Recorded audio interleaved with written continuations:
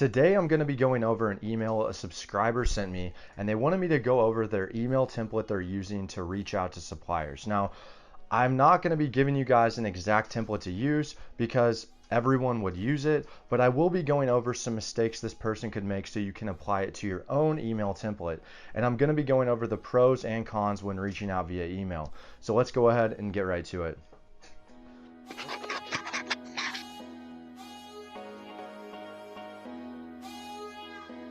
What's going on, guys? My name is Kris and I sell name brand products via the Amazon wholesale business model, and we buy all of our products up front. Now, when it comes to reaching out via email, when reaching out to suppliers, I've talked about in the past how we don't really do a lot of email contacting, we do a lot of phone calls, but the truth be told, in the last 6 to 8 months, we've primarily done emails. And the reason being is that I think phone calls are good in the beginning is because when you pick up the phone and you actually talk to someone, you can hear the response as to why they told you no. However, when you're sending out emails, you don't know when they don't respond to you or they just say no. You don't know what it is in that email, what triggered them to say no. Now, sometimes it's glaringly obvious and they will tell you exactly why. However, sometimes that's not the case. So I'm going to be going over this email this viewer sent me and why it's completely terrible, and I'm going to pick it apart for you guys. Now, before we get into that, I give out a free call and free book every single video to someone who likes, subscribes, and comments on the video. So if you comment wholesale on this video, that enters you in a chance to win those for the next video, but the winners right here for this time are right here. Reach out to me via social media. Let's set something up. So I'm just going to go ahead. I have got it pulled up on my computer, and I'll go ahead and I'll bring it up on the side of the screen while we go over it, just to protect this person's identity. But it says, "Hello, my name is so-and-so, and I am a retail business owner. I was looking through your company website, and I'm very interested in opening a wholesale account with your company. Please let me know what information you need from me, and I will provide it as soon as possible. Also, I have my business license and reseller's permit available upon request. Thanks, name." Okay, so I'm just going to go ahead and let's go ahead and just start from the beginning, right? So they say, hello, my name is so-and-so, and I am a retail business owner. First off, that doesn't sound that good, right? Like, I am a retail business owner. I talk about you have to become the 7-figure company before you are actually the 7-figure company. So, a lot of the times when it comes to decent sized companies, the retail owner or the online retail business owner won't actually be the one reaching out. They'll have, a sales marketer or marketing manager or purchasing manager reach out. So I would probably say something along those lines. I think it just, and I would say with what company I am. I wouldn't just say business owner. If the CEO of Gymshark, he would say, I am the CEO of Gymshark, not just business owner. It's too vague. Then what they say, then the next part I really don't have a problem with. I was looking through your company website and I'm very interested in opening a wholesale account with your company. I don't necessarily think that's terrible, but I would probably be more specific, right? Like, let's say you wanted to open up a particular pet account. Maybe you would say, I'm really interested in dog collars, right? Like, I'm not saying you want to sell dog collars, but it just sounds more specific, and I don't know. Like, whatever research you did on that company that you think you could sell well, go with that or some of their popular product lines. I would try that, but it's not terrible what they said.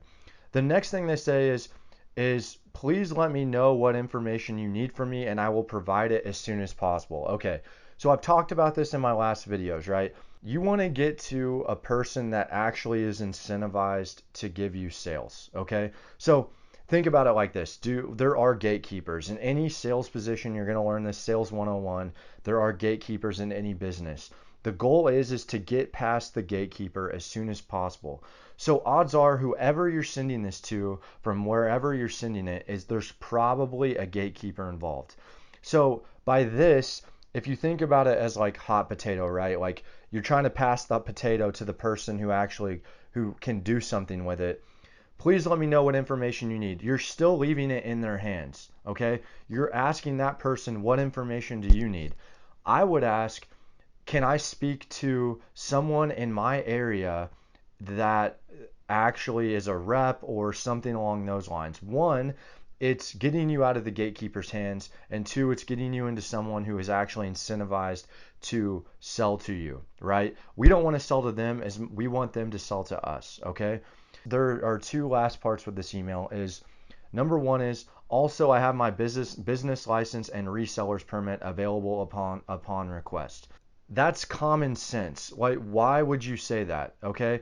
I mean, think of it as like you're playing baseball and you're trying to get into the minor. I don't watch baseball, but like you're trying to get into the minor leagues, and you're reaching out to all these companies and you're like, yeah, and I'll bring my bat and my glove.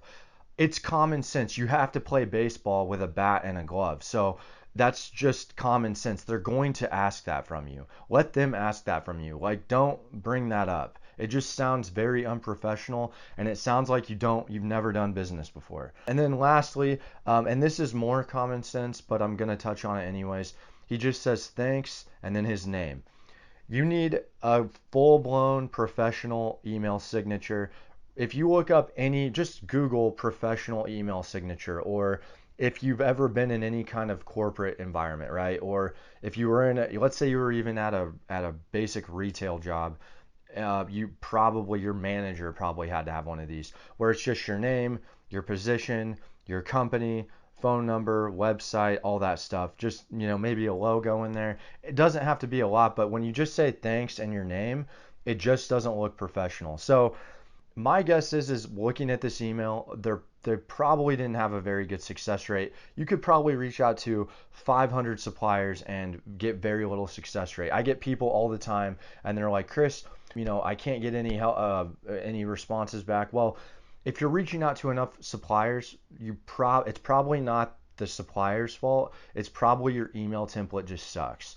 Okay, so I would say I would look into that. Now, my biggest thing for you is to split test. Like I said, I only give out my exact email templates that we've split tested. I actually encourage the email templates. It's like, look, you have what we've split tested for you. Here are the email templates we recommend. But if you're going your own route, I would just say maybe like cycle it. You need to keep track of the data. You need to keep track of what responses you got off of each email template, and eventually once you start categorizing the data, you're going to start noticing trends and patterns. So that's what I recommend for you guys.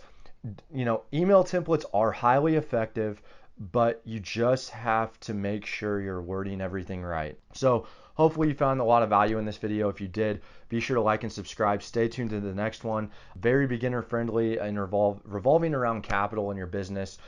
Thanks a lot, guys. See you next time.